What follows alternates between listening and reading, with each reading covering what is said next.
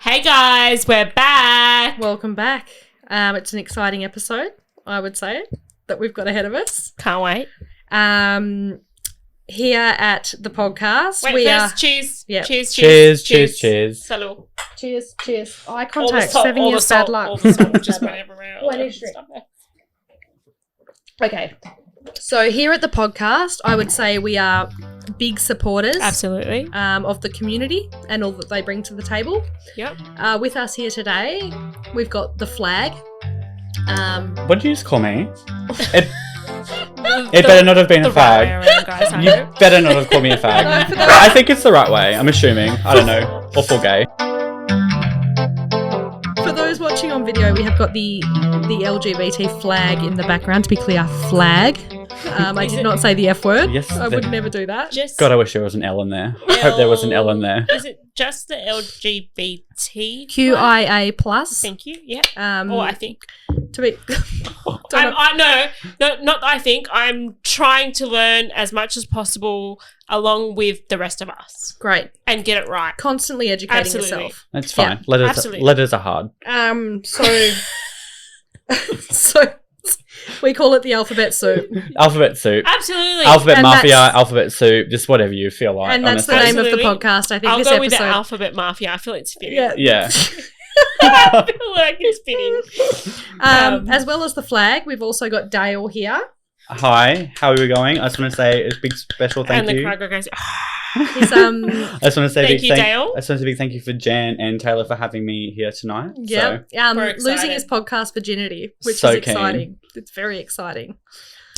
I can't wait to get into this. So, yep. I think what we'll do is just dive straight into our would you call it an interrogation? I would. I think for us, and tell me if I shouldn't speak for you, hey. I think we all have questions. Absolutely. But it's never quite like the right moment. You never know how far you can push it. Are you offending anyone? Yeah, you never want to cross that line.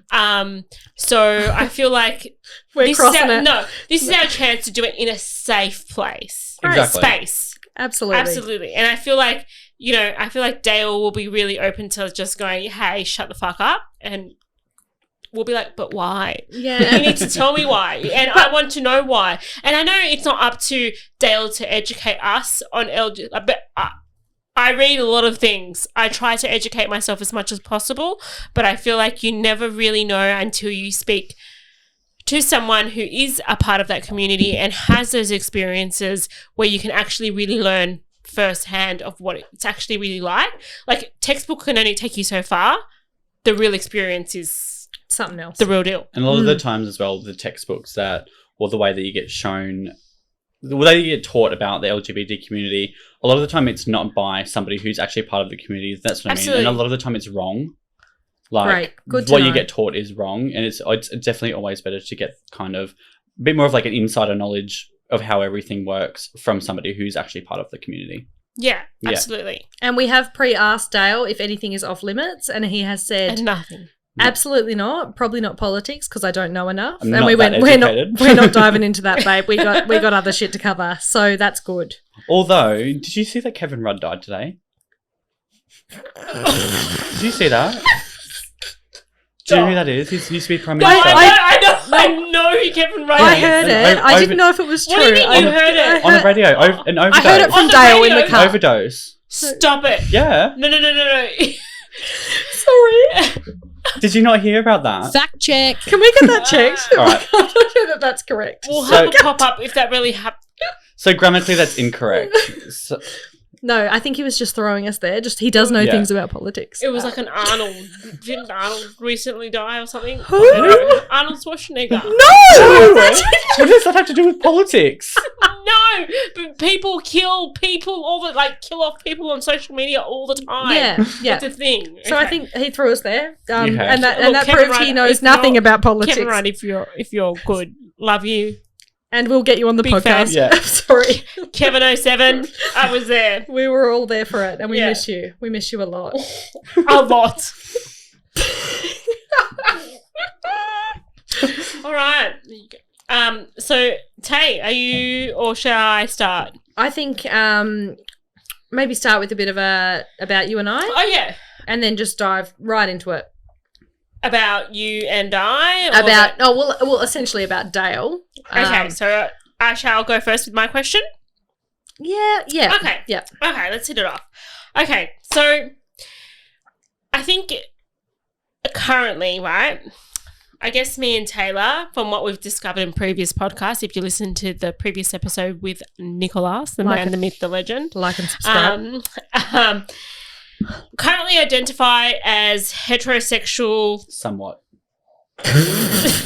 Dale listened to last week. week. Currently identify as heterosexual, and believe that's defined a lot of by the way that we've been brought up. Like it's kind of like a default. It's not defined. I would say it's assumed. Yeah, it's assumed, and it's a default setting kind of that we grow up with.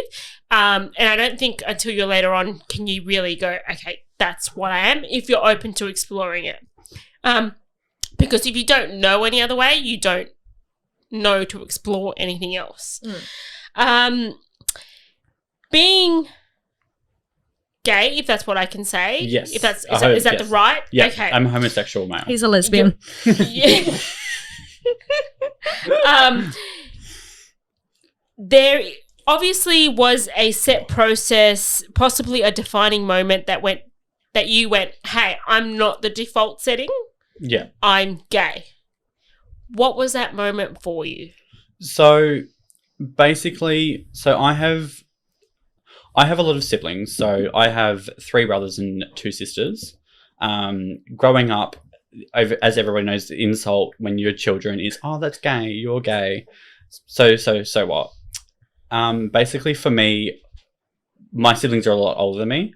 So when I was younger and we would be teasing each other like, oh yeah, I never knew what it meant. And I was just like, oh, okay, cool, whatever. Yeah, probably. My mother explained to me what being gay is. Oh, a lot of people go, oh, that's gay. Yeah, like, and you're just like, okay, whatever that is. Yeah, you actually really know what that's gay means. Yeah, and like you do something stupid and like, oh, or like you think you're doing something funny. It's like, oh, that's gay. That's not the case. So my mother explained to me what, after I was old enough to understand, I think it was probably in maybe grade 3 or 4, potentially.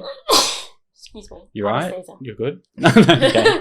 And then, yeah, so obviously being that young, you don't know if you're gay or not.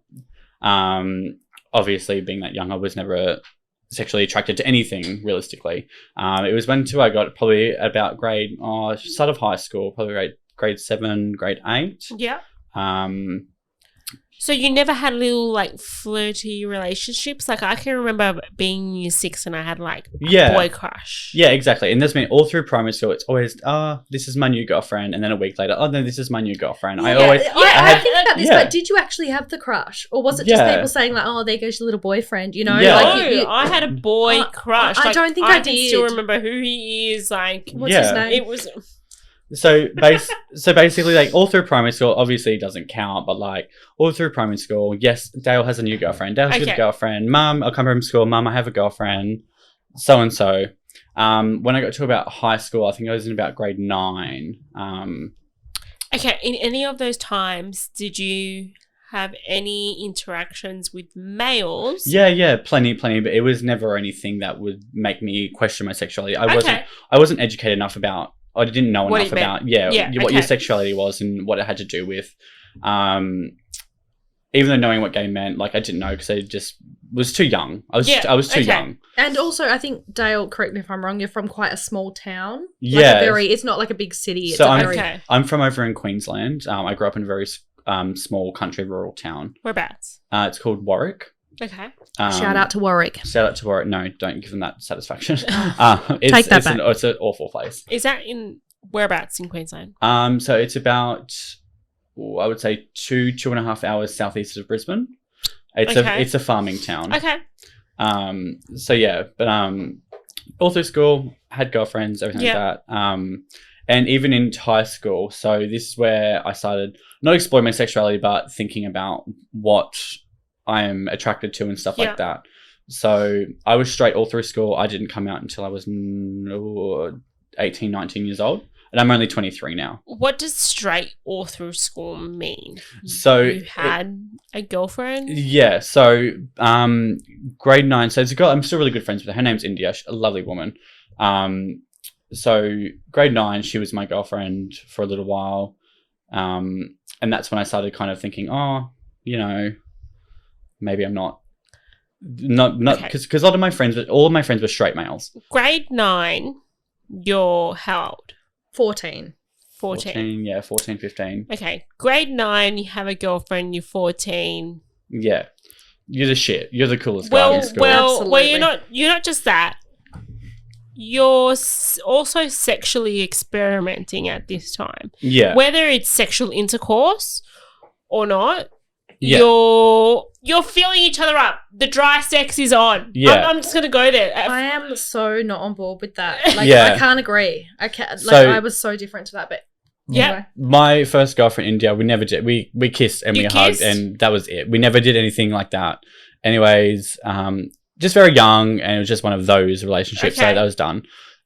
Still really good friends with her today. Shout out to India. I love you. Do we need to blank that, or we? No, it's good Okay. because India, you're the one. I'm still good friends with her to this day. We talk all the time. I would love to know how India feels that she once had a boyfriend that now is gay, and that she maybe didn't pick up on it then, or does she say to you now that she did pick up on it? We no, she never said that, but we make jokes about it all the time and like. Okay. blah, She blah. turned you gay. Yeah.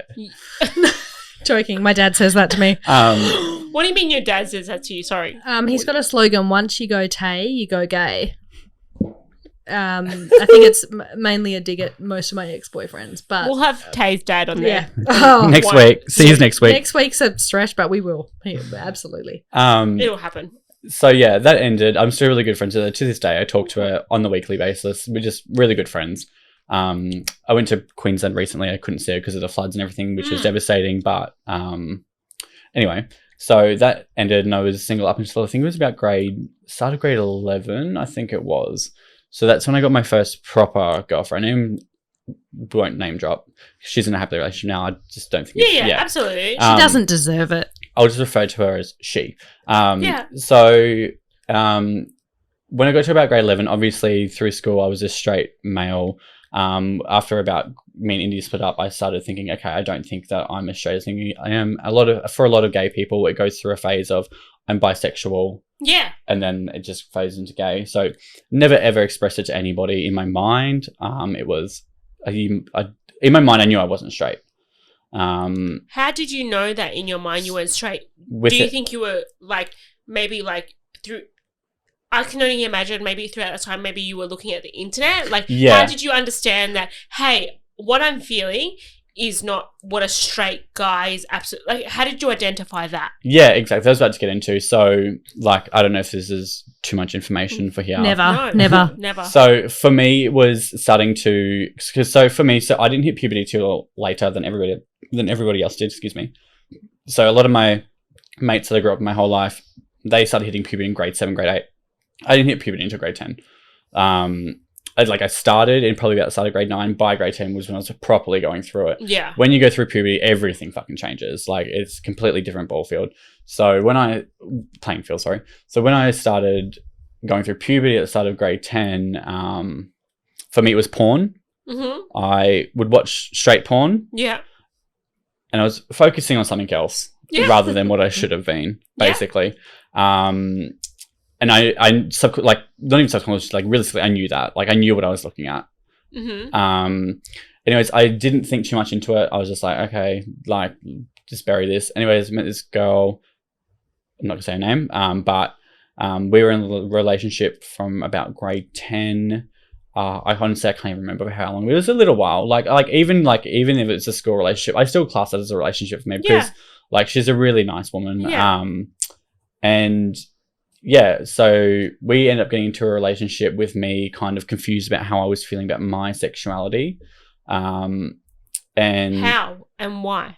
Because I knew I wasn't I knew I wasn't completely straight. Is this purely you knew you weren't straight because of the porn, or you weren't getting it up because she was around? And was she aware of it? No, yes and no. Well, no, realistically, no. So basically, she was just the closest element for you in order for you to feel safe to have that conversation? But this is what I'm getting to. So basically, sorry. Stop cutting him off. Sorry. No. So like we're in school. We went to different schools. It was in the same town but different schools. So we could only really see each other off school. I met her family. I met her brothers. Everything like that. A really nice family. Her mum fucking adored me. Lovely. Her mum's a lovely woman. And she met my mum and my dad. My parents aren't together as well. She took the time to meet both of my parents and most of my siblings. And then basically, yeah. As I got to about grade 10, because like I had a lot of all my mates they were straight males. So, and especially in a small country rural town, expressing your sexuality that isn't anything other than straight is very kind of like, bye, see you later. Yeah. No questions asked. So that was a lot of the reason why I kept it in until after I left that town. So you knew what you were going to get there. Yeah. Like you knew the circumstances. So you thought, avoid, wait till I'm out of here. Exactly. I need to get out of this small city. But had it been a thing before you? Or are you just assuming? Yeah. Or had you seen examples? You'd seen, because like a lot of the, and like some of it I'm not very proud of. Like not. What do you mean some of it you're not very proud of? Like not tooting my own horn or anything like that, but like I was a popular person in school. All of my mates were all the popular people. We loved by the teachers. Weren't very kind to a lot of people. We just did whatever the fuck we felt like. And in that was bagging out homosexual people, which I did myself as well. Okay. And at the point when I was doing that, I knew that I wasn't completely straight, and it's something that does burden on me. But this is while I was in a relationship with this girl. So there were other homosexual people within your school? Yeah, and that you were yourself engaging in paying them out. Yeah, essentially. Yeah, okay. And like honestly, it's not something that I'm proud of. It's something that if I could turn back time, that's one of the first things that I would change I did. You learn, you change. Exactly. And you've grown, you learn, and you've changed. And like even my girlfriend at the time didn't appreciate the fact that my friends would pay out gay people and everything like that, which is fine. But basically the turning point for me was as we were getting older all through school, I think it was towards the end of grade 10, when we started going to parties and drinking and stuff like that, and experimenting. Yeah, and experimenting and stuff like that. And I remember basically it was like a week before this girl's birthday party that was coming up, and I was just laying in bed one night. And by this point, I had started watching gay porn. I didn't watch straight porn anymore. I was watching gay porn. I was fair well aware of my sexuality. I knew. And farewell of that point. Do you remember a point when you went, I'm gay? Yeah. And that's that's what I was about to get to. It was a week before this party came up. I was just laying in bed. And because a lot of the time before I would accept it, and I would watch gay porn, it would just be like, oh, just this once, and I'll go back to straight porn. Yeah, it's a phase. It's a phase. I'll just watch it. I'll just watch it one more time, and then I'll go back to straight. Yeah, and I'll get over it. Yeah, and I just never would. And then there was this party coming up the week later, and I was just laying in bed the week before, and I was just laying there, and I was thinking about it, and I was like, oh, fuck. I was like, I'm gay. That's when I was laying in bed one night. It's like random Tuesday how night. old were you? I was probably about 15, 16. Fuck, that's young. And then I was like, I'm gay. That's what it is. I'm gay. And then anyways, so my girlfriend was the same age as me at the time. We went to this party. It was just rural Queensland. They're always just paddock bushed off silly, stupid parties. Yeah. And then we were sleeping out in a tent that night, and we were laying in the tent, and she made a move on me, and I was like, nah. Not happening. And then she got really upset about it. She did get really, she's like, why don't you, because we'd been together for a few months by this point. And she went to make a move on me, and I was kind of like, no, I don't want to. And I myself, I had still a virgin, obviously, freaked out a little bit. And I was like, oh, no. At the time. Yeah, at the time. Not now, as we will learn. And then basically that kind of created a little bit of a drift between us. And then a few weeks later, we ended up splitting up because it was just very awkward. So fast forward to like halfway through year 11 and those really prime school years where when you're at the end of the schooling, me, all the boys, all straight boys play footy. I didn't play footy, but they all played footy. I was a swimmer, but they all played footy, everything like that. Go to parties, get on the piss. Everyone's getting their license. I don't have my license. Don't judge me. Swimmer. We can get him in the Rottnest Islands room. Rottnest Swim third team member. I'm hearing things. Let's go. Dale's it.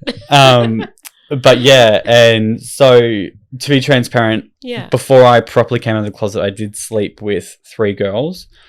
It got to the point where Well, you've know. answered my next question. yeah, Like, I say it got to the point about halfway through grade 11 where my friends were starting to sleep with people and starting to have sex with girls and stuff like that. Everyone was at that age. I obviously wasn't.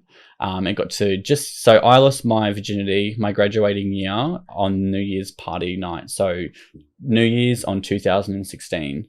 So 2015 going 2016, I lost my virginity to a woman.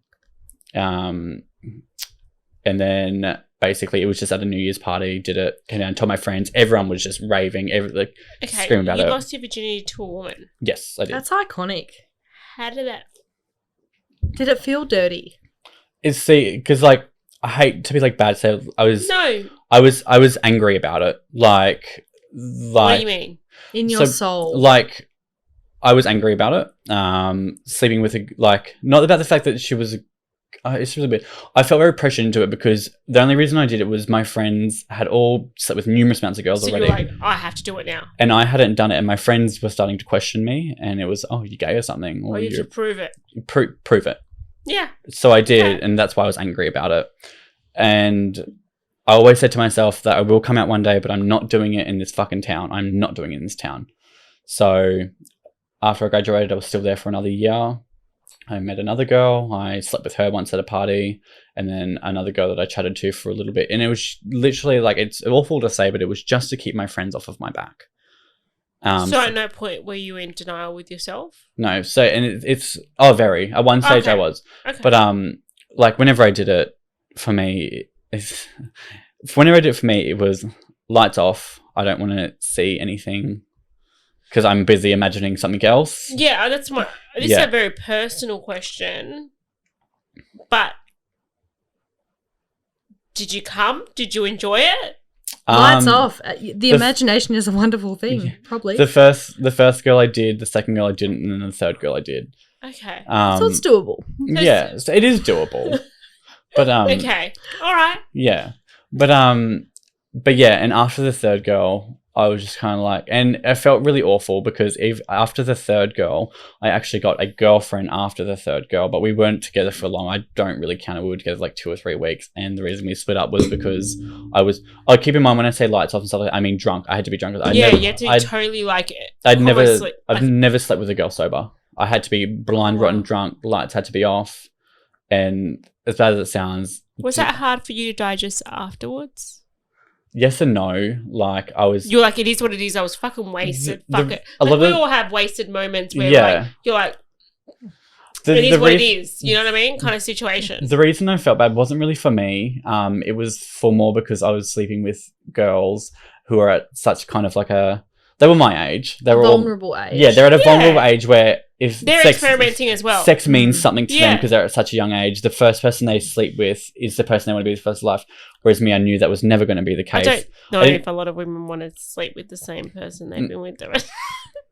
But maybe there's a fairy tale aspect. You'll always remember it. I know what you mean. You'll always remember it. Yeah. And I felt kind of bad because for these girls, that really meant something to them, and for me, it didn't. I wasn't really angry. I was angry at myself, but not angry at myself because of the fact of my sexuality. It was because of the fact that I'm doing this so my friends stay off my back, and then I'm doing this knowing that it's going to hurt these girls. So knowing it's going to hurt them because then later on they will find out that you're gay. Exactly, because I knew that would cool it. Question, Tay. Yes. Remember the first guy you slept with? I think he's gay now. Must have a big memory. How do you feel about it? Look, Any of you caught that? Rewind. Bleep. Rewind. Bleep. How would you feel about the first guy you ever slept with was gay now? It's not the first guy I slept with, but one of the very early days ones is. And how do you feel? Do you feel like, fuck, like, why'd you waste your time on me? Like, go just be gay. Absolutely not. Go be who you are. Part of me feels sad. Like, wow. Like, did you know? I just have so many questions. Did you know then? Did you feel pressured into doing it? Like, what?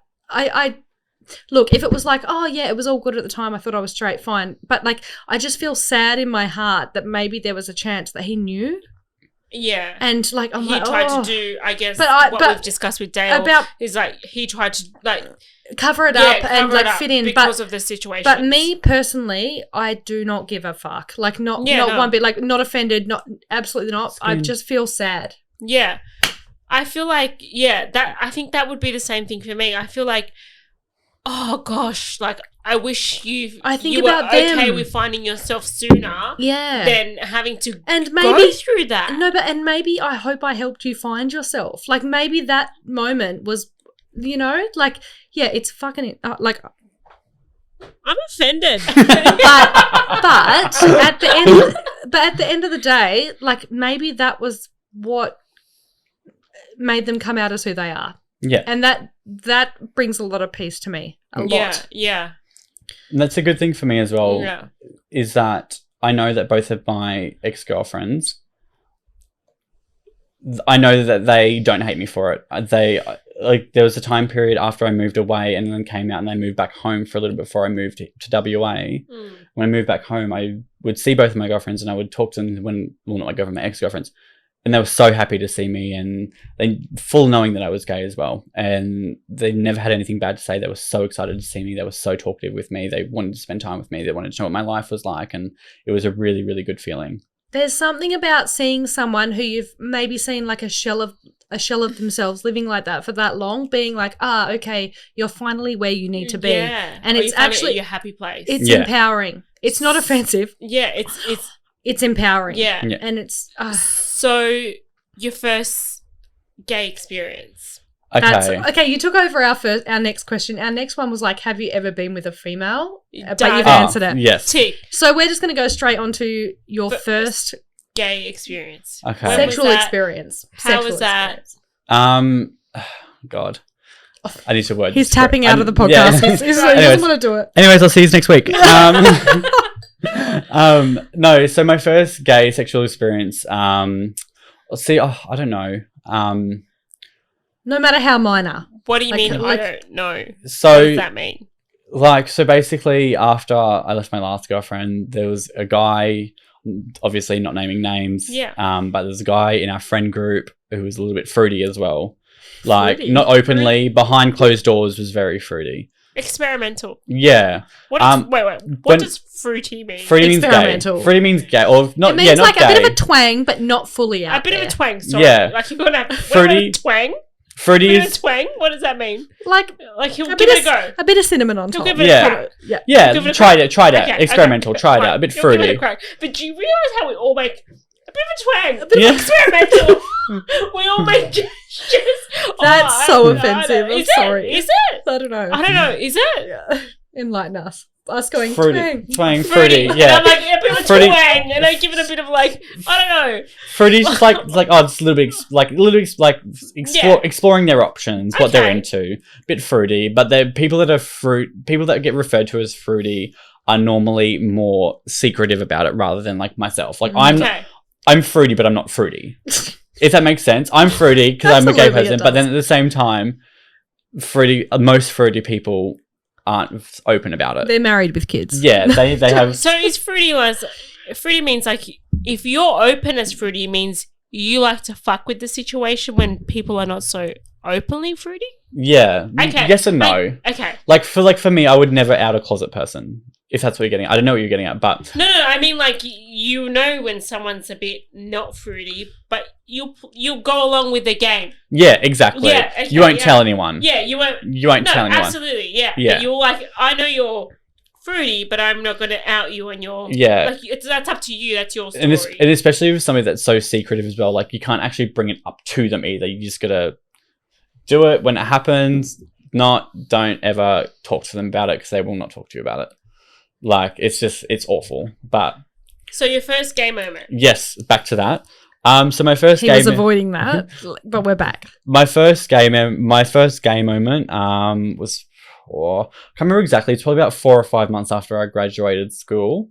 It was 12. after I graduated year 12. It was with a boy that I went to school with. I love that, but I don't know. I'm like, I don't know, but I love that. He was out of school as well, but he was... So, no, I had been just over a year out of school. Was he openly gay? Or No. He was fruity. But you weren't either. This is when I was closeted as well. Oh, okay. So, basically, but after... So you were both fruity. Yes, we were both fruity. I love that. That word's just like nicer, I think. So- I don't know. I feel like I'm fruity. I don't know why, but I am. Yep. So basically, the way the story went was I lived with this family in my hometown after my mum and my siblings moved away, and I wanted to finish school there. The family that I lived with, they had a daughter who was a year younger than me, and then they had a daughter that was my age as well, and they went to a different school. The daughter that was a year younger ended up coming over to my school, and then every day after school, we'd just sit around the back and talk about the drama and the gossip at school. And then this is when I knew that I was gay, and I knew I was ready to experiment. I'm ready for it. Like I need it to happen. And then the family I lived with, the younger sister, said, "Oh, there's a guy at my school. There's rumors going around that he might be a bit fruity." But anyways, as it turns out, I actually had him on Snapchat. So I'm so excited. Yeah. So I wasn't direct. I hope he's happy. I wasn't direct to him with it or anything like that. I just struck up conversation for a few weeks, just chatted and everything like that, and everything was fine. And then one night it was late, and we were just chatting, and we're like, "Oh, me instigating it. Oh, let's tell each other secrets." Blah blah blah. He told me straight away, couldn't wait. And then that was he and. What do you mean? Hang on. He told me that he was bisexual. I think he's still bisexual now, but I'm pretty sure he was still. Doubt it. Keep in mind, this is back in 2016, 2017. Yeah. I think he's still bisexual now. I don't know. I have him on Instagram still, but I haven't spoken to him or anything like that. But he told me, and he was actually the first person I ever came out to. I was like, me too. There you go. So we chatted and stuff like that. We never hung out, I think, for a really long time, months and months and months. And it was my mum ended up moving back to my hometown, so I moved in with my mum. And then there was, I think it was New Year's of 2016 going into 2017. He came and stayed over. So nothing actually happened then. We just cuddled. Nothing actually happened because of the fact... It was the entree. Nothing happened, but it happened. Because he had a girlfriend at the time, and he was still being respectful, which I appreciate. So we just hang out in bed, watch movies, stuff like that. And then they end up splitting up a couple of weeks later. And then I think it was probably about 2 or 3 months later, we would chat every single day, and we would send each other bad naked photos and things like that. And I feel like I'm so excited. Yeah. and then it was about probably 2 or 3 months later, after him and his girlfriend had split up, he came over, and then we just did it. It's actually really bad because a lot of the time when it comes to experimenting, guys like to just do fool around stuff first and so that. So yeah, because we just went straight for it. Okay, just straight for the big A. I think this gets us into our next topic. What? Can you not say that again? I feel wow. I was going to ask more about it. This is my first experience with a guy did not fuck around at all. Just went straight to the point. Straight to where the money is deeper, and you were like, this is where we need to know. You're like, okay, this is it for me. Okay, you went for it. There was no warming up the situation. It was straight into it. So fucking painful. Oh, I feel it. Yeah. I feel it in my soul. I think this leads us to our next topic, which is about how do you know? Alex, take over. Okay, so my next thing, because I have so many questions. Gay people always talk about, and I don't even fucking truly understand what this means. Was that a scared face? No, I'm excited. There's a top and bottom situation. What? Top? Are you a top or you are a bottom? I've heard this. What, Alex, just wait. Hang on, wait. What's the please explain?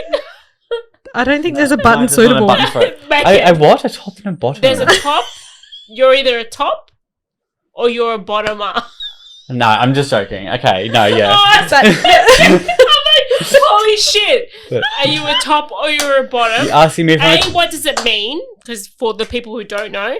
And how do you know what you are? I Do think- you have a pre-conversation? You Like, just- before it's you're just what about you're to get into. into it? Like, No. What are the characteristics yeah. is what we want to know. And firstly, I want Jan to describe in her own words what a top Yeah. and a bottom is.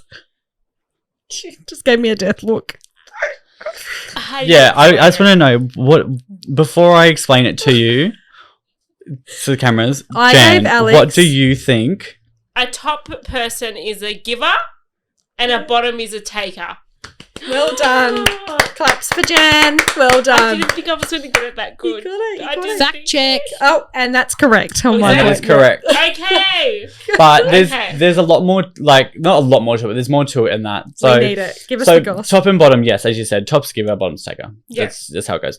But like a lot of people aren't strictly one or the other. So you have a top who's a giver, you have a bottom who's a taker, you have something that's called a versatile that likes to do both. Both. Yeah, okay. And then so there's the three, and then you have something that's called a top versatile. So they like to top most of the time, but they'll bottom sometimes. They're Ooh, not this is- they're not strictly a top. They will top most of the time, but every now and then they like to bottom. This is new to me. I didn't know that. Do you have the It's what you're into, like, and it's actually crazy to think though, because a lot of people that are straight or heterosexual, they just presume that there is top and bottom. There's a giver and a taker. That's it, but it's not the case. So there is gays that don't even like to have anal sex in general, but they're still homosexual. Like, but What? But yeah, there are gays that don't like to have anal sex. They are still gay, but they Which don't is- they don't like anal sex. They just like to just fool around, and that's about it. only Like mouth or hand Yeah, with stuff. other males. Yeah, they only like to fool around. But there is gays that don't like bum stuff, which is totally fine and totally valid. Like, nobody should pressure you into doing Okay. anything you don't want to do. No, this is enlightening in a good way. Yeah. Like, But for the Okay. people that do like to do it, so there's 5. So there's 5 things you can be. So you can be a top who strictly gives, that's it. Will not take, just gives, that is it. You can have a top verse or a top versatile who will give, I don't know, 70-80% of the time. predominantly. Yeah. But every now and again they like to bottom. Just cause. this is a trait. You It's have a a- sneaky trait. Just for a A bit of fruity fun. trait. Yeah. Just for a bit of fun. Yeah. It's like, I guess, when people get like toys out in their relationship Oh, you Yeah. go or on. in their sexual whatever. You're just like, Yeah, bit of fun. go on. And then you have a versatile. They like to do both equally. They have no preference. They like to do one or the other or both. Doesn't really matter. Yeah. So then it goes down. So you have a versatile bottom. So that's somebody that mainly bottoms and that's somebody that mainly takes, but they like to give sometimes just because switch it up a little bit, I guess. Yeah. And then you have people that are just strictly bottoms. They won't do anything with the front. They just take it. That's it. Do you have the discussion? Prior. Gays always know. It's. Or do you know? It's the bit you don't know. You have to get told, but it's like How do you Especially get with- told? Wait, they just tell you. They just tell you straight out. Wait, how? Just say, hey, I'm a bottom. yeah, I'm bottom, or I'm at top. I'm. Oh, hey, do you want a vodka? Do you want a vodka Red Bull with me? By the way, I'm a bottom. Could be, yeah. Some gays, I wouldn't assume that hasn't happened before, but like basically, like if you're talking to a guy Okay, and you can know you what name a it's, situation where it's happened for you? Like, how has it happened? Tell us where about a someone- conversation, whatever it may Yeah, be. like I can just imagine. Hey, do you want a vodka soda lime? Yeah. By the way, bottom. okay, so Fucking noted. so something that's very stereotypical in the gay community, is the big muscly guys are always the tops and the little skinnier swing guys are Okay. normally the bottoms and stuff like that. It's not true. It's just stereotypical. It's just what Okay. everyone presumes. So basically, I I remember guess it's like in heterosexual relationships, we assume the male is the, I guess, giver. Dominant one, yeah. It's like The how big- she wears the yeah. pants. the stuff. bigger yeah. the bigger manly one, he's dominant. He's Yeah. in charge, and Yeah. the smaller one isn't. Stereotypical. Like, don't get me wrong, like I would say 60-70% of the time that's true, but it's not always true. I remember I was at Connections nightclub once, and I was talking to this Shout guy. out to Connie's. Shout out. Big shout out to Connie's. Please sponsor us. Basically, I met this guy there. He was fucking gorgeous. He was like 7 foot tall, beautiful, muscly, and he was very interested in me. And we were hanging out all night, chatting, getting drinks together and stuff like that. And then the basically topic came up of like, oh, okay, like let's go home together. And when that came up, he's like, oh yeah, just so you know, I'm a bottom. this man is like 6'5", 6'6", the biggest, muscliest man in the entire world. And he's like, I'm basically just like a strict bottom, and I'm sitting here like a chihuahua. Like, I can't help you. I'm standing here like a chihuahua looking at a greyhound. I'm just like, maybe not. Like, let's. So, do let's you not. consider yourself a strict bottom or like a bottom versatile? I'm a bottom versatile. Wait, a bottom versatile. But like you prefer it, but like you don't have yeah. to do it. You're So, like, for example, if like someone's really hot, you'd give it a go. no, like, No? like realistically, I have tops just as much as I have bottomed. I would say they're pretty equal. I just prefer to bottom. I feel like I'm better at it. So and so. Okay. That's what I mean. Like, I've done both just as much, but if for me, I prefer to bottom. And in a relationship, I would never be in a relationship with somebody that is a strict top or a strict bottom. I would want like the versatility. I would want the change it up. versatility, but I would mainly like, I don't know, 60-70% of the time I would like to bottom, but I wouldn't want to just strictly bottom. I couldn't do that. It's too much. So yeah, Wow. So What do you mean that's too much? like, it gets boring, I guess. not boring. It's just exhausting, and like if you bottom consistently for so long, it does get painful. It's Okay. flogged. It's You absolutely need, flogged. Yeah, you need a rest because you get flogged. Jan's face right now is in What sheer does shock. that She's mean? shocked and confused. No, I'm like, Okay, what does sorry. being flogged mean? Flogged, like Oh, it's just For too much hours. to handle. the pain. It's just too much to handle. Like, You, not the fact that it's too much to handle. you probably could handle it. It's just a like lot you of pain. could. It's just I You don't need a know, break. You need a break. It Yeah. depends on the person, and On like, a weekday, and maybe I it's- don't want to get flogged. and it's Is not that even. what It's not even like. you mean like on a weekday? Flogged maybe isn't not. just sexual though. Like I remember, like when I was a kid, if Dad was going to hit me, he'd be like, "You're going to get flogged," and I'm like, "Oh fuck!" Like No, but that's what I mean sexually. Like on a But, like- weekday, maybe like I don't want to get flogged. Like maybe I want to go to work tomorrow and I want to be fine. yeah. Yeah.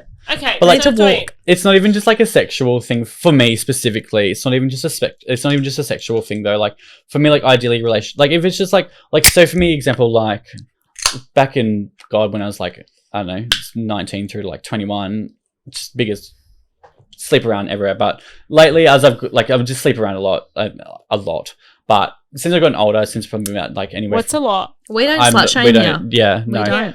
we don't. No, that's what I'm saying. I'm asking what's A lot. What's a lot I for don't- you though? What's a lot for you? Yeah. Or what's a lot No. for people in the gay community?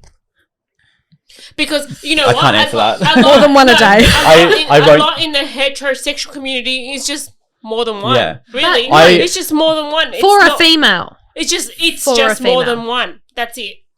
So what are you asking me specifically? So what's a lot? What's a lot in the gay community? Oh, there's no limit. Like realistically, Like multiple a week. yeah. So you would say that in the gay community, it was- shaming is a lot less than what Yeah. it is in the heterosexual Definitely. for females. yes. So yes. Yes. So straight females get slut shamed ridiculously. Yeah, It's disgusting. absolutely, It's yeah. foul. Yeah. Realistically, like in the gay community, for the single gay community, slut shaming isn't a thing. No one really cares. But like, it's hard to date in the gay community. It's hard to settle down and find a boyfriend and date somebody if you are known to have slept around a lot. I would never be the person to judge somebody for that because I've done that myself. Yeah. But just it's unfortunately it's other people. You get pretentious people So that are it's very the same thing as like in heterosexual relationships. Yeah. Where, like females, if you've slept around a lot, sometimes it's looked at as like. I what think are you doing? it's more common, but if you find someone that you want to settle down with, they're still like, what the fuck, you know? Like it's common. I think we should have a toilet break. Yes, I'm having a toilet break. Sorry. I'm going to. I just want to piss myself. All right, we're back from the toot break. We're back. From the what break? The toot break. Toot break. I went to the toilet, guys. Yeah. The toot. The toilet. That's So- a new word, new slang. Really? You I've haven't never heard the toot break. Wow. That must be to everyone who's listening. That must be a WA slang because like the first like WA Aussie slang I heard when I first moved here was, "Do you want to chew the fat?" And I was like, "What the What? fuck? That mean? Chew the fat? I don't even know what that means. Just means like talk it out. Talk it out." I've never heard that. Talk it out. I've heard that in business conversations. We're going, "Babe, if you want to chew the fat about I brought the other business, box out. let's do it." Right. And I'm like, Okay, so the toot, I think like the main origin would be Kath and Kim. If no one's watched Yeah. Kath and Kim, Okay, all right. like I'm just gonna go to the toot doll, but oh, well, I don't think I've watched Kath and Kim. Well, I have. Sorry, we I can't. definitely We can't be friends anymore. No, I definitely have watched Kath and Kim, but just not to an extensive extent. Yep.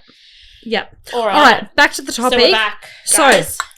Talking about our last topic blew my mind because it brought me back to. Well, firstly, I want to stop and go big shout out to Sharon for Oh. her pina coladas. Oh, We absolutely appreciate it. amazing. How is it, very Dale? That's much. Sharon's special mix. The Absolutely Sharon finishing special all of has it. arrived and it's here. So I get ready, really, bitches. really hope that nobody else wants any. Get ready. Okay, so she gave me them probably around Christmas Can time. we say Sharon Shazza? Yeah, that's her name. Shaz. Her name is Shaz. Sharon Shazza. Anyway, Dale's drinking the pina colada mix. Shazza. Well I can done. just imagine like my mum and your mum would be like, "What is she saying?" I don't understand. Wow. That'd be so Um, different, but I love it. Yes, so the main chat Yeah. because I was triggered earlier by something that happened in last week's podcast when we Yeah. had Nick on the show.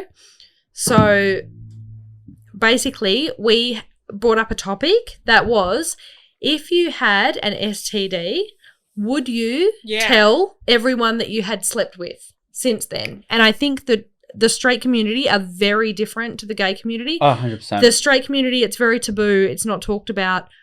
Whereas from what I know from the gay community, it's a regular thing that you check, or I don't know if you talk about it. That's my question to you. Yeah. Would it be talked about? So, like, for example, I don't believe in people being shamed for having STDs. A lot of the time it goes around that people, they get STDs and they get looked at as dirty or unclean. Like, realistically, like, no. Like, that's not the case. It's just the same as any other sickness you can They get. were just horny, Yeah, like, exactly. which is And fair. like it like really sucks because like even like not even growing up, like even after growing up and moving, and it's like people find out that somebody's got chlamydia and they're like, ew, ew, ew, it's gross. And like chlamydia's a pussy cold. Yeah, Like but it goes away in a fucking day. take an antibiotic, babe. Literally You take could. a fucking I antibiotic. have never heard that analogy, but I love it. That's what it Chlamydia, is. Like, guys, is a pussy cold. But that's Like, why it's so good to have him on Oh, here, but- because like if it were a straight community, it would be like, oh, that's you fucking got foul. That's chlamydia, gross. yeah, you That's disgusting. And it's like disgusting. fucking grow up. Like Yeah. seriously. No, so like, and that's what I mean. I don't think there's any shame in having STDs. Any of the STDs, like not just a specific few. I can't even talk. Specific few. It's all of them. Like there is no shame in STDs and contracting STDs. You should not beat yourself down about it. For that, I've had chlamydia twice. The first time I got it was when I was sleeping with somebody. Like it sucked. It was somebody that I was seeing that I really trusted. And we weren't dating or in a relationship, but we were on a term where we were only seeing each other. And the only reason I found out that he was seeing somebody else was because of the fact that I had chlamydia, and I know that I hadn't slept with anybody else. Yeah. At the time, I didn't have a big understanding about STDs. Especially in small country rural towns, STDs don't get really taught to you. You get the sex talk about how to put a fucking condom on. That's about it. They Well, don't- you get But the it's sex if you have unprotected sex and you obtain an STD, like you're the problem. That's Yeah. what I've always Exactly. been taught. If you Yeah. get an STD, it was your fault. It was You're the it was problem. you. That's what I mean. And like the guy that I was seeing at the time is somebody that I really liked, and honestly, like it sucked. That's the thing. I was at the time. I was very inexperienced. Not inexperienced, but I was really uneducated about STs and stuff like that. This is when I lived back in Brisbane. And basically I hadn't been out for that long. I had only been out for like a year. I didn't know how the gay community How worked. did you come out? Oh God. So just to be clear, my family are very This should have been covered in the last segment. Yeah. Yeah, let's go back to that. So I came out to my siblings before I came out to my parents. Well, a I sibling. bet one of them dogged on you. How did you say it? I came out as bisexual to my sister. Or what did she say? Realistically, she was just like, okay, like whatever, I know. Oh, which is fine. Like that's I knew all along. it was the exact reaction I wanted. I didn't want her to be like, oh my God, yes queen, yes clean slave, blah, blah, blah. Yeah, I didn't want that. I tried to go Yeah, over the top kind of. she was just like, okay, cool. I was like, okay, cool. But me not thinking about it, my sister and my other sister are very close, and my other sister she's friends with. She love her to death, die for her, but big mouth, cannot keep a secret. You should have known. Anyways, I came out to my sister probably about a year before I came out. It ended up getting around to the rest of my siblings, not my parents. I came out officially on my dad's 50th birthday at his 50th birthday party. Way your to take dad? the limelight. Yes. To your dad. Fuck your birthday. This is my spotlight. Like Before the party or after the at party? Mid-party. Mid party. Yeah, But- I've heard What do this. you But mean? Wait, stop. there is a story. Mid-party. There is a story. Mid So- happy birthday. No, I'm gay. absolutely not. Like, it's nothing like extreme, but like I came out to my sister like a year beforehand. She told my sister. My sister told my brother his fiance, and I've got 2 little brothers, but they're young. They don't live. They at the time they didn't have anything to do with it. One of them lived down in Victoria, and the other one was just too young to understand. Yeah. And basically, yeah. So it was. I'm really good friends. I'm really close with my oldest brother, his fiance. Lovely woman, love her to death. They've been together literally for longer than I can remember. So my sister, it's family, so I can name them. So my sister Cassie is the first family member I came out to. I came out as bisexual.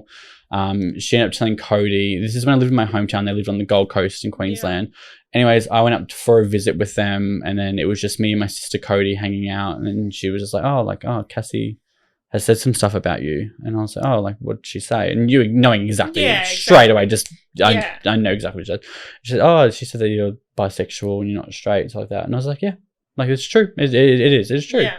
I think it's easier if they've already heard the rumor. Yeah. Like for you, Exactly. it's probably hard for them, like at first, but like Yeah. it's like a second wind to you, and you're like, I know they know. Yeah, exactly. And then, anyways, it was a few months later. It was my dad's 50th, and like my sister Cody, from my knowledge, I was really good friends with this girl because I was living with my dad at the time, and I was working with my dad at the time. I was really good friends with this girl. My dad and my dad's wife at the time thought that me and her were together because I hadn't come out. And then, so they assumed that we were together, but we weren't. We were just really good friends. And she knew I was gay. She would literally take me to guys' places to sleep with them, and then wait at the front while I did, and then come and pick me up and drive me home and stuff like that. Love her to death. Casey, if you're listening, love you. Love you, Casey. Love you, Casey. Absolute queen. But yeah, it was my dad's 50th birthday, and from what I was told, my dad and my sister were sitting next to him, and Dad was suspecting me because he would always ask if me and Casey were together, and I would say, "No, we're just mates." And then, yeah, my dad said to my sister Cody, he was like, "Hey, I don't think that Dale might be like 100%. Oh, I think that, I don't know, what did he say? It was something like, "Oh, I think that Dale isn't like, I'm not 100% sure if Dale is straight or not." And my sister says, "Oh, do you want to be 100% sure?" And then Dad went, Absolutely and not. my dad's wife at the time heard that, and I was inside, and my dad's wife came in, and she stood next to me, and she looked at me, and she said to me, she's like, "Are you gay?" And like, I was like, "Fuck's sake, it's happening." And It's make or break. and I was like, "Yeah." And then she was like, "Have you told your dad yet?" And I was like, "No, I haven't." And then, my dad's wife at the time said, "Well, you better tell him because Cody's going around telling everybody." And apparently that night, my sister had So he might as well told a few of my uncles and a few of their partners and stuff like that. And like everyone was kind of Did like Cody looking at me a just little have bit. a moment of weakness? Or Yeah. had she had a did Dexy? Too much to Yeah, drink? yeah, she's had a Dexy. It's like, it's happening. And then, Did yeah, you know? because- Dale. because my thing for me was I don't care if my sisters like spread it between them and my siblings, but my thing for me was I always wanted to tell my mum. I didn't want anybody else. I wanted to tell my mother. Honestly, like, love my dad to death, but honestly couldn't even really care if they told Dad or not. Like, but yeah. And do you think it'd be helping the process for you if they did tell your dad? So before you'd know how to interact. I think so. She said that to my dad. Basically he got the gist of it. And then, yeah, like, it was at our house that we were living at and stuff like that. There was probably about like 30, 40 people there. It was for his 50th birthday. There was a lot of us there. Yeah. And then, yeah, I was just standing next to the door, and Dad walked out, and I said, "Hey, do you just want to come around the side of the house and have a chat?" And he knew exactly what it was. He knew. And yeah, we went inside, and I gave him a hug, and I said, "I just want to know that, like, I love you so much, Dad. Like, me and my dad, we've had issues in the past. But I said to him, like, I just want to let you know, like, regardless of everything, I do love you, but I just want to tell you something." He's like, "Yeah, what's that?" And I was like, "I just want to let you know that, like, I'm gay. I am gay." He hugged me after I said it. He didn't really say anything, and it was what's the right thing to say? Yeah, exactly. Like, especially, I think just I don't give a fuck. Yeah. Like great. I would, Great. like, is that what you want me to say? Like I didn't. I'd be like, I would want you to say what I want you, like, What you want me to say? yeah, but Yeah. I wouldn't know what. That's what I mean. Right. I wasn't mad that he didn't say anything. Yeah. I honestly, like, I'm happy the fact that he didn't say anything instead of objecting to it. Yeah. Like, yeah, exactly. yeah. Yeah, I would be too. I would be the same. Because we worked with each other at the time as well, and we would work together every single day when I was doing labouring. And He's a labourer. I used to do painting, but we would work together on the same sites every single day. For the first like week after I did it, it was a little bit weird, A little bit quiet. a little bit like blah blah blah. But yeah, like I gave it a couple of weeks. Like, don't get me wrong, love my dad. He has his issues that he has been working on lately, which I'm really proud of him for. Still not 100% there yet, but he's getting there, which I'm happy to see. But yeah, after we kind of got through that little bit awkward stage about it, he was willing to actually talk about it, and not in a sense of talk about like, like why you like this or anything like that, but it was more just like, because I was seeing somebody at the time, and I was always lying because I was living with him, and I was always lying to him on the weekend saying I was going to stay with my mates, but I was staying with my boyfriend at the time. And then, and he was like, this mate that you've been staying at, it's your boyfriend, isn't it? And I was like, yes, it is. And Dad was like, I want to meet him. Like, I want to meet him, which was great. Love that. Good on Yeah. him. Like, Good it's on like, him. it's good. And Dad met him. They get along okay. We didn't work really together for long, but, like, it was good. And Dad, he's always been very, a proud father of a gay son and stuff like that. But in saying that, my dad does have his issues, which make me stray away from him a little bit.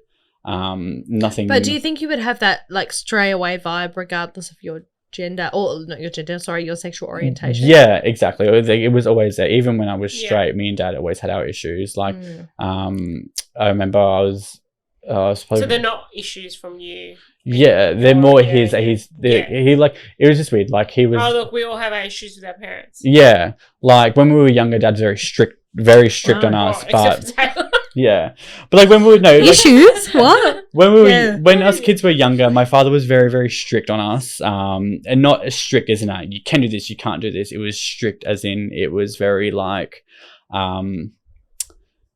don't talk to me.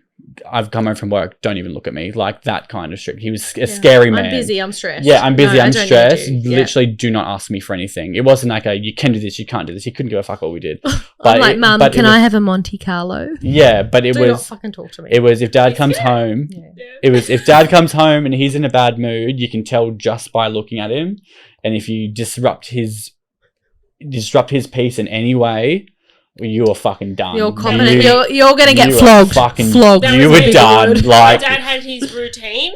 yeah, God bless him. My dad did too, but He he came home. probably He would did flog his me. thing. You shut the fuck up. You went on for your day. You made sure he got fed, and that's it. Like, Yeah. You did not fuck with his routine yeah, because he's the one who had to get up and be the breadwinner and do all yeah, things. exactly. So you didn't fuck with his routine because if you fucked with his routine, you fucked with the money of the house. Yeah. Wow. But after that happened with my dad, after I came out to my dad, because I was living with my dad at the time, and my dad lives about an hour and a half away from my mum, and I got really paranoid. Like, I was happy that it was a massive weight off my shoulders. I came out to my dad like, "Fuck, that's the scariest thing you ever fucking do." But I had a paranoia that somebody at this party was going to tell my mum before I could get to her. So second after I came out to that, I walked out of the front of the house and I sat on the road and I called my mum, and I told my mum straight away. She thought I was fucking with her because we always take the piss out of mum. We always joke with her. And she's like, On your "Oh, yeah." Tracy. Yeah, I've heard funny about babe. you, babe. But, Shout out to Tracy. Yeah, my partner at the time, mum didn't believe me, so I sent mum photos of me and my partner kissing each other at the time. Okay. And she believed me. And mum said to me, what was it? She's like, I never didn't think that you were gay. I never did think you were gay. I just thought that maybe you were a little bit more in touch with your feminine side rather than like the rest of your brothers Bit are. fruity. Yeah, bit fruity. I just thought Yeah. you were a little bit fruity. Fruity. But yeah. I'm saying that every day. I really am. But like my parents, so supportive. Like, and I'm lucky because I know that a lot of the other gay community, So they how don't do you get feel that. about that entire experience? I feel like that's a beautiful experience what you have. Yeah, and for me, because I know, especially with a lot of my friends and a lot of people that I don't know, but I know their story Yeah. technically. Like, I know Or that's who still can't come out. I know that's not a luxury that a lot of people have. So even though it's a really happy story for me, it's not something that Yeah. I will publicly display because I know how much it can come across as putting in the face of people that didn't get that experience, and I would never want to put somebody through that. Yeah. I would never want to put in the face of somebody, well, my parents are accepting and yours aren't. I think we just hope that, like... I would never do that. I went for a high five. I think- sorry. For me, I just think, and I pray to God that it's just a generational thing because they lack so much understanding. And I feel like a lot of people maybe from our generation, it won't even be a thing. I feel like lots of, like, if I had children, they would have to tell me if they're heterosexual or anything else. I think Yeah. it Or will I be. won't even question it. I'll be like, hey, babe, you got your whole life to figure that out. Like, I think it it'll be might less of a change in deal, 20 but years. I think there will still be people out there that make it a thing. Like there will Yeah. always No, be. absolutely. There I will do always think, but be. I think the percentage will be a lot higher for them to question what it can be today, tomorrow, in a couple of years. Because I feel like exploring your sexuality is a lifetime thing. Yeah. I don't think it's just something I think, I don't know, from when you're younger, it's very experimental. And then you might get married and have a heterosexual or, lesbian or whatever gay relationship, a gay marriage. And then it can change. Exactly. I just think people evolve and learn and become comfortable with different aspects in their lives. Yeah. And you definitely, like, I don't know, you take different lessons and you take them with you, and therefore you evolve into different relationships. Yeah. I feel like it no longer, and I feel like sometimes the labels are very like the labels that we take are very harsh as well, because I feel like we're gonna go into a time frame or a way where labels are no longer going to be a thing. Exactly. And that's what I was about to say was I think that everybody in the world, not in the world, like it's something that I find myself is really bad to say because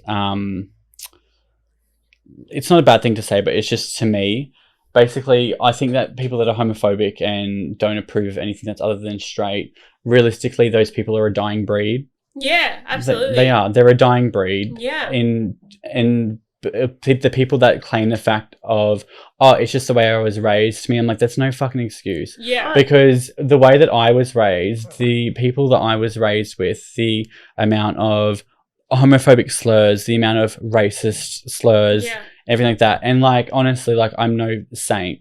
Growing up, I was not a kind person. Yeah. Said and did things to people. I think gay is way more forward than what racism is. Though. Yeah. But I do think gay people have moved like a couple years forward for what I think 3 to 4 years forward. Yeah, than what racism is. Yeah. Because and to me, people that say it's just the way that I was raised and they refuse to see any other different, it's just no fucking excuse. I have an objection to this. So I think about 12 months ago, I went to my grandma's house and she said, "Oh, what did you do last night, Dallas?" Hi, Dallas. On your Dallas. Shout out to Dallas. Hey, Dallas. And she said to me, I can't remember if it was, I think it was the court. And I said, "Oh, yeah, I went to the court." And she said to me, when I was in my 20s, I used to go to the court. And it was the greatest thing, blah, blah, blah. This many people, like, being who they are. I think she means a federal court. Not the actual. Yeah, not the court. I think she agreed on that. The court in Northbridge. Yeah, agreed. No, I think she means federal court. Like, has served time. Has served numerous. Yeah, she has been on the bars. inside. I don't know what for, but she has. Star really? feature. No, I'm joking. Star feature on Wentworth. What's her name again? I'll keep getting Dallas. I keep thinking Betty. So she made a point to say to me, like, when I was in my, like, she's 80 years old. In her clubbing days, she would go to the gay club, and like. Obviously it wasn't such a thing then, it wasn't as busy, this and that. But that proves to me it's not the generation you were raised with, it's who you were raised by. Yeah. And most people, yes, fine. It was frowned upon, it was this, it was that. But if she can go to a club 60 years ago. But there was also different stigmas placed on the gay community back then. Like, you got to think there was a time where everyone thought you only got an STD or you only got AIDS from gay people, when really you just got it from people. Absolutely. Straight people, like Straight not to people. put people Super spreaders. not to put straight people under the It bus. wasn't a gay issue. It was a people Well, issue. Not to put straight people I'm under the bus, but offended. the way that Don't AIDS insult was me. formed and spread was from straight people. And then it spread through the gays, and the gay community absolutely copped it for it. Yeah, And Top see, blame. this is what I mean when I say that homophobia exists everywhere, even when you don't even see it. Yeah. Is that it was a few weeks ago, it was announced that HIV is spreading more through straight people than it is through gay people. Yeah. And within 2 weeks of it being announced that straight people are more infected than gay people with HIV, there is a potential cure. After decades of research for the gay community trying to cure them of HIV, and there's no cure. And then the second it gets announced that, straight people are actually spreading HIV and more straight people have HIV than gay people. There's actually a potential cure now. Yeah. There's actually a cure here. There's a fix. That's what I mean. It's very it's suppressed homophobia that people don't actually pick up on, but it is there. Because as a gay person looking at that, it's just like, okay, so you've just stood by for the last decade and watched my community die. Yeah. From this, won't not even die. Sorry, No, I should correct myself. Just be pushed aside. That's your thing. No, that's your thing. Because you can, but see, the thing is, that's why I think we don't see, don't black and white it. There's no black and white for that. But they have watched gay people die because it wasn't important enough for them. Yes, exactly. That's it. It's like, it's just the gays. It doesn't matter. There's heaps of them. There's no it's not. There's no color in you know what I mean. There's no trying to compromise with that, with the situations like that. It's what it is. Yeah. And no, I've got a modern day example. Every time I give blood, shout out to blood donors, take the bloody oath. Wish I could. Join my Shout club. No, but this is what it comes down to. Our videographer who makes an example to do it every 2 weeks and see, so isn't capable I know of work. I know exactly what you're about to say, and that is systematic homophobia. Every time you give blood, you get given a questionnaire, and one of the questions is, have you had sex with a male, as a female, this is the female taking the questionnaire, have you had sex with a male who may have had sex with another male? See, that's fucked. And see, that's what I mean. And it's this like is the what female I'm saying. can't have it. This is what I mean. And this is what I'm saying. There's so much systemized homophobia going on. There is no reason why a gay man should not be able to give blood. They test all fucking blood that goes through. Yes, they they test, do. Yes. Why is it any different for a gay man than it is for a straight man or a straight woman? And even now, when it's been announced that, because the main issue is HIV. That's what it is. Yeah. It is. It's the only issue, really. And so what are they going to do now? Now that the fact that it's been announced that there is more straight people spreading HIV than there are gay people, are they going to turn around and say that straight people can't donate blood? No blood. Right. But no blood from straight people, only the gays. No, said, they're not, because it's systematic homophobia, and that's what it is. Yeah. One of my very dear friends said to me, I can't give blood because I smoke weed too regularly. You look through those questions, it's not fucking mentioned. They don't care about that. They don't care about what drugs you're taking. They don't care about where you've been, who you've been with. But if you've been with a male who may have had sex with another male, you're done. Food for thought, Taylor, because this is a question I've always wanted to ask you, and we'll probably explore that in other episodes. I feel a bit sweaty. How do you feel being a white female in this kind of community? You are the least discriminated against. Well, besides being a white male in this community who is heterosexual. Fair, but I think I've presented... You know what? No, you're one of the most, only people who can discuss sex, who can discuss homosexuality, who can discuss the giving blood situation without having any, there's no backhanded for you.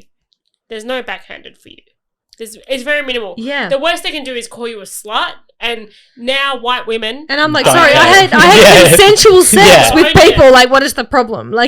Being a woman, if I was to own my freedom of sex, it's very different. Yeah, it's agreed. Very, very, very different. And I think this plays into last week or maybe even the week before that. I don't know. I'd be interested for you to dive deeper into and maybe we could have another white woman. Let's dig deeper. Yes. Into let's do it. What your white privilege means to you and how it transcends. Because I'd like to know how you understand and how you take in people who are not of that privilege. Dale can and I myself. just before? Sorry, can I just butt in for 1 second? Go for it. This what you're about to discuss. This varies between a lot of people. So if you were to ask this question to a woman that isn't Taylor, if you were to ask this question to a woman that is strictly straight, does not have anything to do with the LGBT community, you ask a question to a straight boyfriend who is homophobic, this question can be taken out of context. So basically, the way to explain it is asking Taylor this question. Taylor has the privilege to answer it whichever way she wants. I will. Exactly. And it's acceptable. And I will. And it's acceptable. And it's accepted. Yeah. But with her specifically, for me... We're just lucky that Taylor is open to all of it. Exactly. We're just lucky. Lucky. For me personally, I know that Taylor can answer these questions confidently and correctly because I know that she has put herself out through the gay community and she has a lot to do with the gay community. I know that Taylor has put herself out and not even just the gay community, even in the Indigenous community. I know that Taylor contributes to the Indigenous community a lot. Well, the privilege is that she can answer the questions with anyone, to anyone, right? Yeah. But you and I, we can't answer the questions to everyone. They don't want to borrow it. Yeah, without are you saying I have common ground to everyone, whereas you may not? No, you have the privilege where we all have to shut up and listen. Wow, I feel like I shouldn't answer that question. No. But it's okay. Everyone warrants your opinion. Not everybody warrants mine and Dale's opinion. Yeah, but well, I hope our listeners do. Because fuck off if you don't.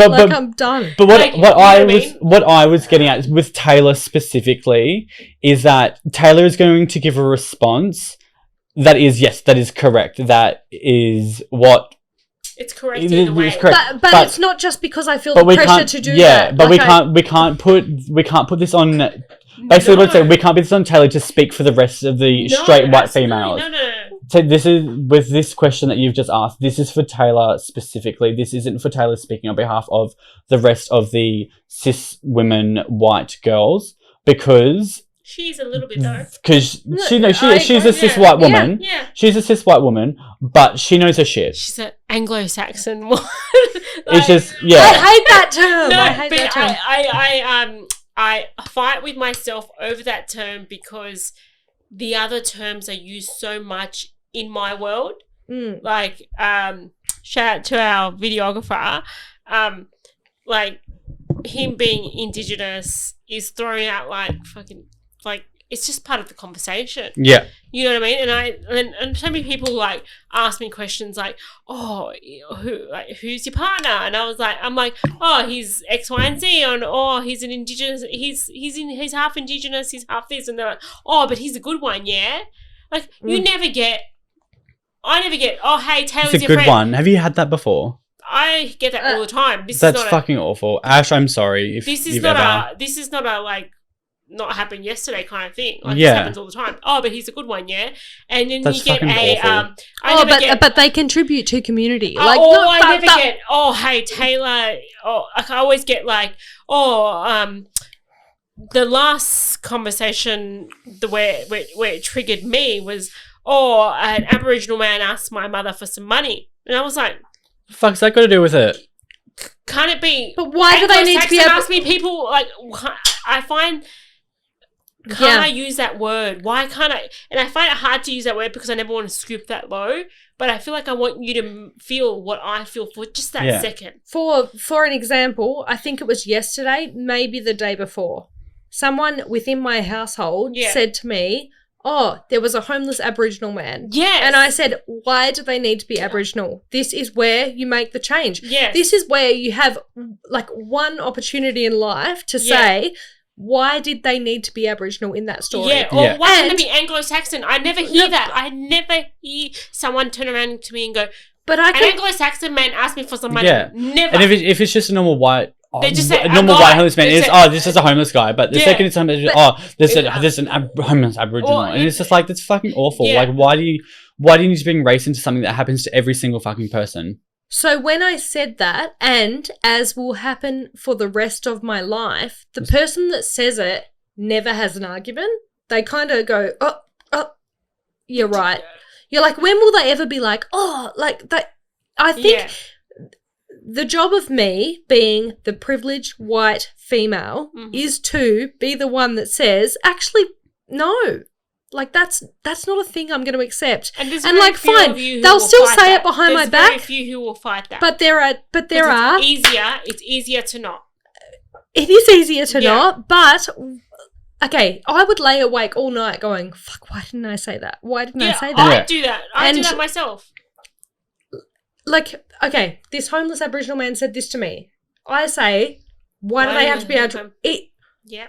It's awkward. Every single bit of the moment is me, them. It's like, there's a 20-second silence. And then it's brushed over. Or I won't say anything because fuck, they're my client. Yes. And you get that, and it's like you're with somebody that says, "Oh, a homeless Aboriginal man did this and this and this," and you like for them, it's I'm just describing. I'm just describing, and it's like okay, well, if you're describing, next time you see a homeless man, make sure you specify that he's white. Yeah. Because if you don't, then I get angry that I can't say an Anglo-Saxon man. But I think the whole point of the awkwardness, just so they can feel what I felt in that moment when you said an Aboriginal man, or when you I think you putting it back on them is like knife through the heart, and you're gonna have to deal with 20-second silence. And like, I'm happy with that. Think about what you said, and everyone's probably going. I do try to kill the awkwardness when people go. I don't sit in it. When some people go, I say my partner's half Indigenous, and they go, "Oh, but he's a good one, yeah." That's awful. That's I will let them. I would rather sit there in the awkwardness and let them think about it. I see. No, don't say yeah. And see, what do you mean? What do you mean by that? I think this is where we're all different, because if I was in that kind of situation, but it happens so much. Yeah, but see, the thing is, if I was in that kind of situation, it's an effort. It takes it out of you to keep fighting. I think the one-liners allow the silence, and in that silence, they're fucking learning. They're learning.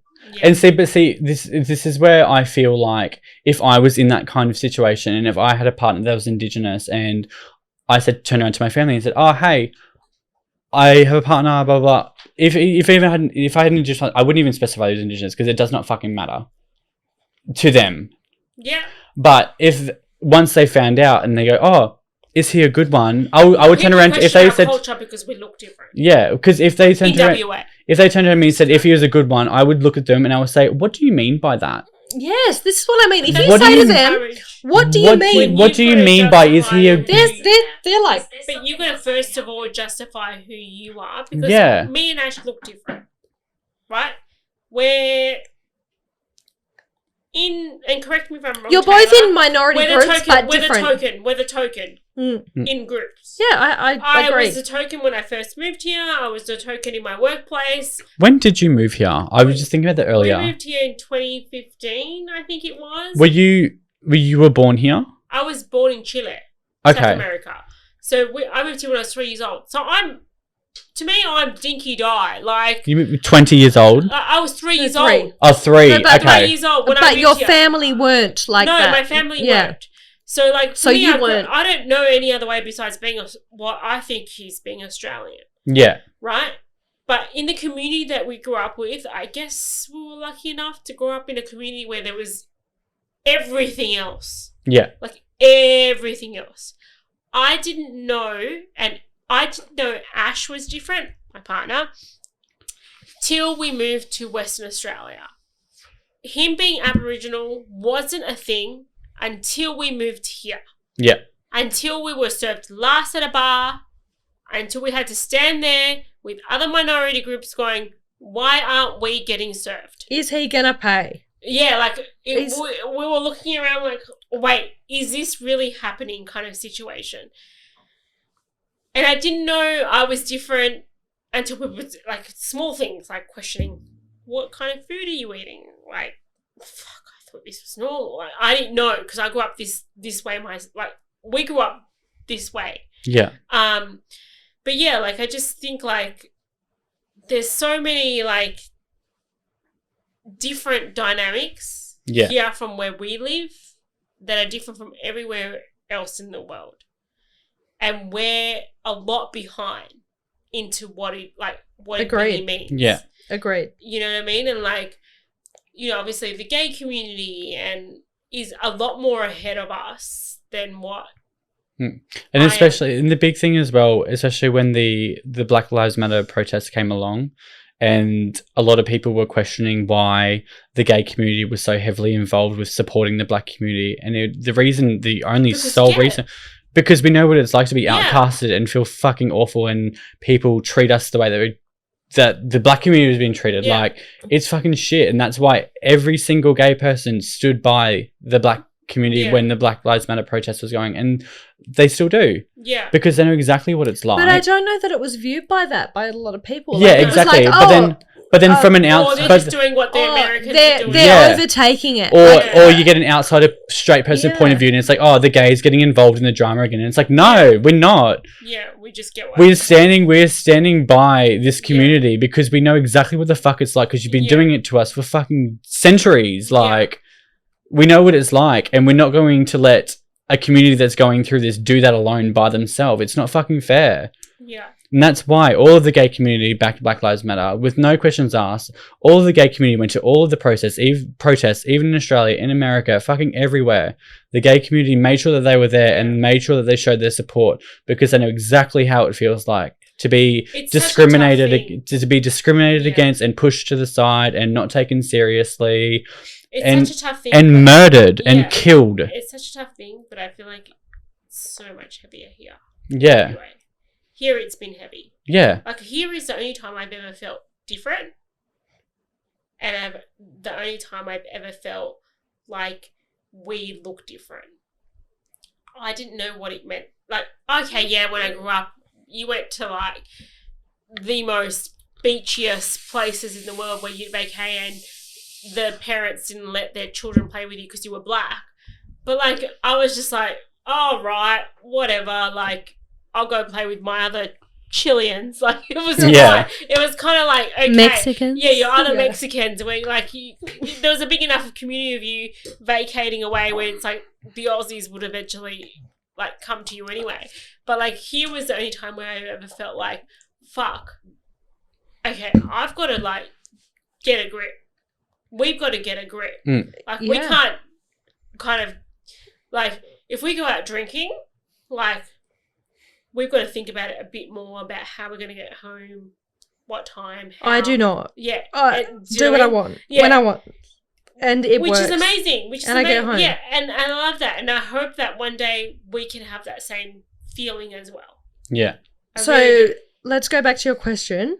Yes. My response is that I think the difference is I know I am a white privileged female, and I feel like every opportunity I'm given to object what people say, I feel like, look, let's not say every single time no one's perfect. That would be a lot of pressure for you. No one's perfect. Yeah, no. Yeah, like, there are times when I feel like I'm sitting there bursting at the seams, like, fuck, I wish I had the guts to say something. I wish I did. Yeah. But I truly try whenever I can, especially around the people who are my friends and family.